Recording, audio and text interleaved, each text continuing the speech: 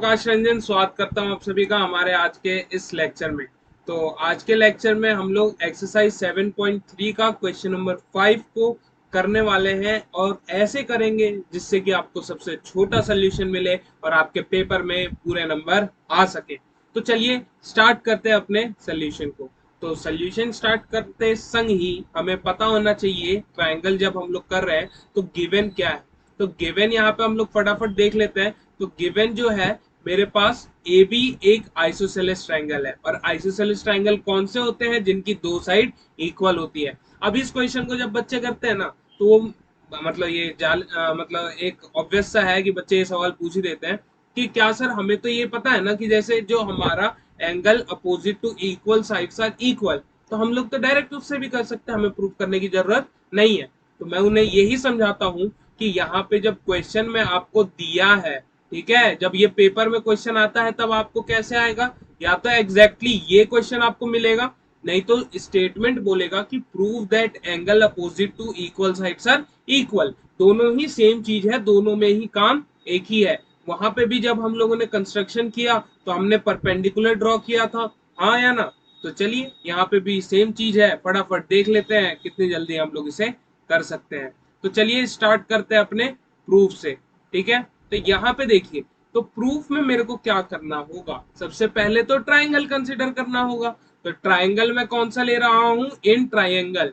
कौन सा है ट्राइंगल, सबसे पहला A B P, A B P, और जो दूसरा होगा वो होगा triangle A C P, triangle A C P, triangle A C P. अब इन दो ट्राइंगल में आपको क्या दिख रहा है बताइए, चालू करिए। जो आपके पास गिवन है, दो चीज आपके पास गिवन होती है ना, हाँ या ना। अब सीबीएसई में होती है स्टेप मार्किंग, अगर आप यहां तक भी करके आ रहे हैं ना तो 3 नंबर का क्वेश्चन है तो मैडम कम से कम 1.5 नंबर या 2 नंबर तो देंगी ही देंगी, समझ गए।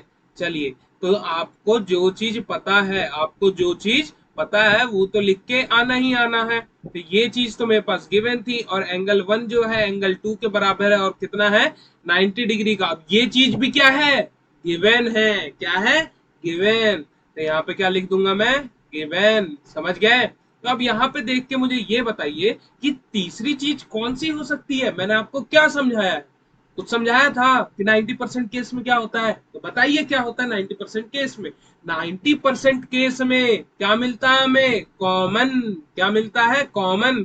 अब वो कॉमन साइड भी हो सकता है या कॉमन एंगल भी हो सकता है। तो यहाँ देखिए कुछ है क्या ऐसा कॉमन, जी सर हमें तो दिख रहा है AP, AP common.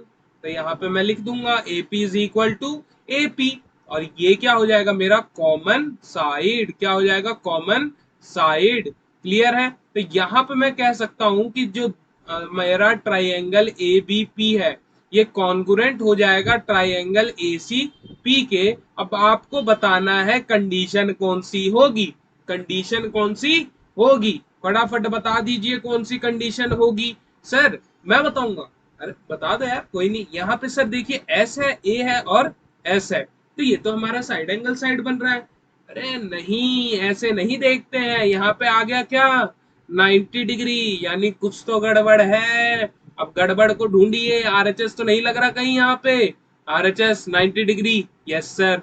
Hypotenuse include होना चाहिए। तो अगर मैं ट्राइंगल ए बी पी की बात करूं, ए बी पी, दूसरा भी इसी के कॉन्ग्रुएंट है तो एक ही चीज होगा। तो यहाँ 90 डिग्री है, इसके अपोजिट वाला हाइपोटेन्यूज, क्या मैंने ए बी लिखा है कहीं, जी सर लिखा है, यानी हाइपोटेन्यूज भी आ गया। क्या उसके अलावा मैंने कोई और साइड भी कंसिडर की है, अरे कॉमन साइड ही लिखा था ना। तो ये देखिए एक और साइड, तो ये तो आरएचएस सेटिस्फाई कर गया। तो यहाँ मैं एस एस लिखूं या आरएचएस, तो यहाँ पे आप लोग लिखेंगे आरएचएस, क्या लिखेंगे, आरएचएस, समझ गए।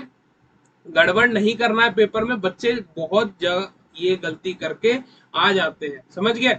आर एच एस हो गया हमारा कॉन्ग्रुएंसी क्राइटेरिया इस क्वेश्चन के लिए, समझ गए। तो अब मेरे को ये बताइए जो मेरा एंगल 3 होगा वो एंगल 4 के बराबर होगा, यस और नो। अगर होगा तो क्यों होगा ये भी बताना है आपको, तो बताइए बताइए फटाफट। बहुत बढ़िया, जिन बच्चों ने बोल दिया भाई सीपीसीटी लिखिए सर और क्वेश्चन फिनिश करिए, और फटाफट हैंड्स प्रूव्ड का सिग्नेचर लगा दीजिए। अरे लगा रहे हैं हैंड्स प्रूव्ड।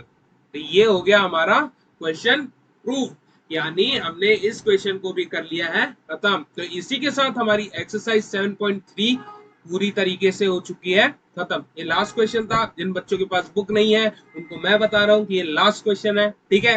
तो अगर वीडियो समझ आया होगा, ठीक है, तो क्या करना है, अपने दोस्तों के पास भी भेजिए ताकि वो भी इस छोटे से छोटे सोल्यूशन का लुत्फ उठा सके और नंबर भी उठा सके। समझ गए? तो मिलते हैं आपसे नेक्स्ट वीडियो में, तब तक के लिए कीप प्रैक्टिसिंग।